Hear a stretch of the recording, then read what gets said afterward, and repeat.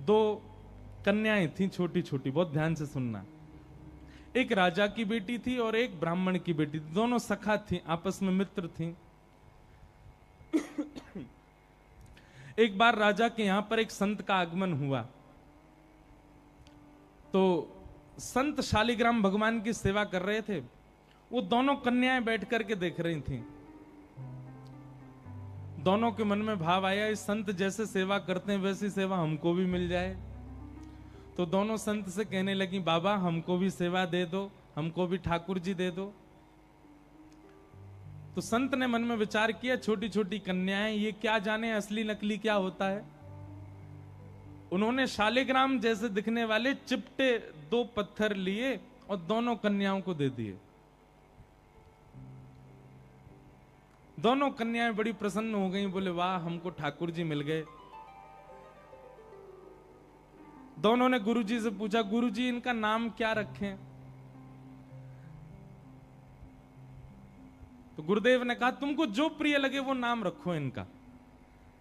तो कन्याएं जो वो बड़े चिकने से पत्थर थे, तो एक आध बार हाथ से फिसल गए। तो एक कन्या ने कहा, बोले इनका नाम रखते हैं सिलपिल्ले भगवान। कौन से भगवान? और दोनों ने अपने ठाकुर जी का नाम रख दिया सिलपिल्ले। ये कोई ऐसी कथा नहीं, भक्तमाल जी में कथा है ये। तो सिलपिल्ले भगवान, दोनों कन्याओं के सिलपिल्ले भगवान हो गए। अब दोनों कन्याओं के साथ में कैसी घटना घटी? तो जो ब्राह्मण कन्या थी, जब थोड़ी बड़ी हो गई, सिलपिल्ले भगवान की सेवा करती थी, उसके 2 भाई थे, दोनों भाइयों में विवाद हो गया, दोनों भाई अलग अलग रहने लगे। एक दिन विवाद के कारण बड़े भाई ने छोटे भाई के घर में आकर के लूट मार करी, उसको मार पीटा और घर का सारा सामान हड़प के ले गया। उसी सामान में बहन के सिलपिल्ले भगवान भी ले गया। और बहन तो बेचारी रोने लगी, उसके तो ऐसे प्राण हो गए मानो बस अब जीवित ही नहीं रह पाएगी ठाकुर जी के बिना।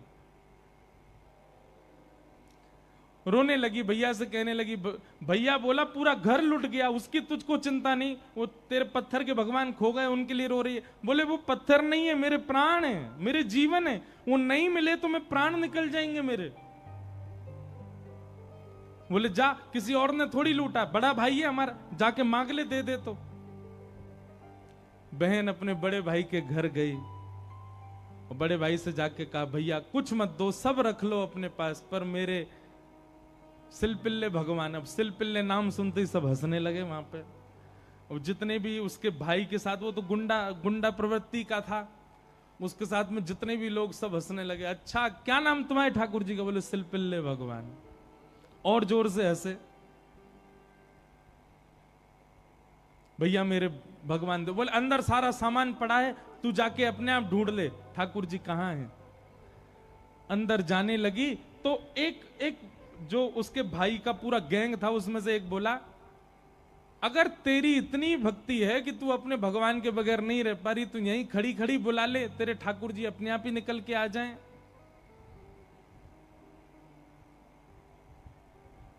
ये बात उसके प्रेम पर मानो प्रश्न चिन्ह लग गया। वह भी मन में सोचने लगी, मैं बचपन से सेवा कर रही हूं, सिलपिल्ले को कभी अपने हृदय से दूर नहीं करती, पर आज इसकी बात से मुझको ऐसा लग रहा है कि मैं तो प्रेम करती हूं, पर वो प्रेम करते हैं कि नहीं, आज उसका भी पता चल जाए। और बाहर खड़े खड़े करुण क्रंदन करते हुए, भाव निमग्न होते हुए, नेत्रों से अविरल अश्रुधार गिर रही है। हां नाथ, हां मेरे सिलपिल्ले नाथ, मेरे पास आ जाओ। दोनों भुजा उठा करके जैसे ही रुदन करने लगी, कक्ष में से वो सामान्य सा पत्थर जिसकी वर्षों से सेवा कर रही थी, वो अपने आप उछट करके आया और उस कन्या के हृदय से आकर के लग गया। बोलो सिलपिल्ले भगवान की। और महाराज ये देख करके भाई और उसका जो पूरा गैंग था, वो सब आश्चर्यचकित हो गए। परिणाम ये हुआ कि सब लोगों ने अपनी सब सामग्री जो उसके भाई की लूट ली थी, सब इकट्ठी करके दे आए। बोले भैया हम तो ऐसे ही समझते थे, पर आज वास्तव में हमने भक्ति का दर्शन किया।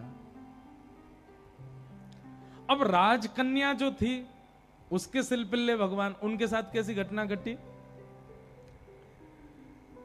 कन्या का विवाह हुआ और जिस पुरुष के साथ में विवाह हुआ वो किसी भी रूप से भक्त नहीं था, ना वो भक्त था ना उसका परिवार भक्त था। कन्या ने विवाह के लिए मना तो किया पर माता पिता नहीं माने, विवाह कर दिया।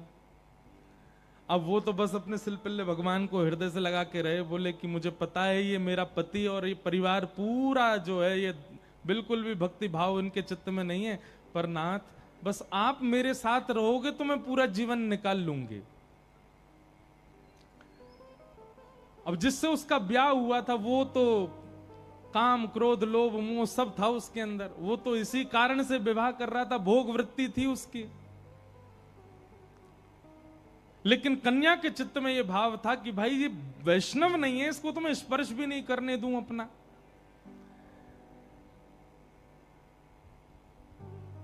रात्रि में चर्चा कर रहा था पत्नी से, बातें करने लगा, बातें करते करते और उसने कहा ये क्या है तुम्हारे हाथ में? बोले ये मेरे भगवान है, सिलपिल्ले भगवान। सिलपिल्ले नाम सुनते ही इतना हंसा, हंसते हंसते बिस्तर से गिर गया। बोले कौन है? सिलपिल्ले भगवान। बोले आप हंसिए मत, ये मेरे ठाकुर जी हैं, मैं बचपन से इनकी सेवा करती हूं। अच्छा ठीक है, रखो इनको अपने पास। लेकिन वो उनको दूर करना चाह रहा था, बार बार लेकर के हटाना चाह रहा था। और वो राजकन्या कस के पकड़े, बोले नहीं आप इनको मुझसे दूर मत करो, ये मेरे प्राण है, ये अगर दूर हुए तो मैं प्राण त्याग दूंगी। 1 दिन 2 दिन 4-5 दिन बीत गए, लेकिन वो ऐसे ही रहे, सिलपिल्ले भगवान को हृदय से लगा के रहे। उसका यही था कि मैं पूरा जीवन इनके साथ नहीं रह सकती, पर आप रहोगे तो मैं रह लूंगी। एक दिन उस राजकुमार को क्रोध आया और उसने जब हट पूर्वक हाथ हटाए और वो सिलपिल्ले भगवान को खींच करके और बाहर एक सरोवर था, सरोवर में फेंक दिया। जैसे ही सरोवर में फेंका वो राजकन्या वहीं मूर्छित होकर गिर पड़ी। पूरा परिवार इकट्ठा हो गया, सब लोग सोचने लगे, बोले अरे ये क्या हो गया, इसके कहीं प्राण ना निकल जाएं, पूरे गांव में हमारी निंदा होगी, इसके पिताजी बहुत बड़े राजा हैं, हमको कारागृह में डाल देंगे। क्या किया तूने? बोले कुछ नहीं, पत्थर लगाए, बैठी रहती थी, मैंने फेंक दिया तो नाटक कर रही है मूर्छा की। खूब प्रयास किया लेकिन होश में नहीं आई। जैसे तैसे होश में आई, वैद्य के बुलाने के बाद उठते ही मेरे सिलपिल्ले कहां हैं, मेरे सिलपिल्ले कहां हैं। गोताखोरों ने जाकर के पूरा सरोवर ढूंढ लिया लेकिन ठाकुर जी नहीं मिले। अंत तो गत्वा वही सरोवर के किनारे आकर के बैठ गई और रुदन करते हुए बोली, हे मेरे सिलपिल्ले नाथ, यदि मैंने वास्तव में बाल्यकाल से आपको अपना प्रियतम मान करके भेजा हो, आपकी निष्ठा से सेवा की हो, तो आप कृपा करके मेरे पास आ जाना। और यदि आप मेरे पास नहीं आए तो मैं एक क्षण और चिंतन नहीं करूंगी, तुरंत अपने प्राणों का परित्याग कर दूंगी। उसका पूरा परिवार खड़े होकर के देख रहा था। जैसे ही उसने कहा कि हे नाथ, यदि आप नहीं आए तो मैं प्राण त्याग दूंगी, ये बात कहते ही हाँ नाथ, हाँ नाथ, हाँ नाथ करुण क्रंदन करने लगी। तुरंत सरोवर में से अपने आप सिलपिल्ले भगवान निकल करके आए और उसकी छाती से आकर के लग गए। और ये दृश्य देख करके परिवार पूरा जो था वो तो नतमस्तक हो गया और उस कन्या को वापस उसके घर ही छोड़े आए। बोले भैया ये इतनी ऊंची श्रेणी नहीं है हमारी कि हम इसके साथ रहें, हमसे अपराध बनेगा यदि हम इनको अपने पास रखेंगे तो। ये तो हमारी कोई गुरु स्वरूपा है। प्रीति, अरे सामान्य से पत्थर को उन्होंने भगवान मान लिया और ठाकुर जी उसमें भाव। जरूरी नहीं है कि धातु प्रधान होता है, जरूरी नहीं है कि कोई वस्तु विशेष। ये बात आप बहुत ध्यान से सुनिएगा। कई लोग भेद मानते हैं, अपने लड्डू गोपाल को सामान्य समझते हैं, वृंदावन बिहारी लाल को विशेष समझते हैं। उनको लगता है मंदिर में जो बिहारी जी बैठे हैं ये विशेष हैं, हमारे संग जो डलिया में डोल रहे हैं ये इतने विशेष नहीं है। क्यों?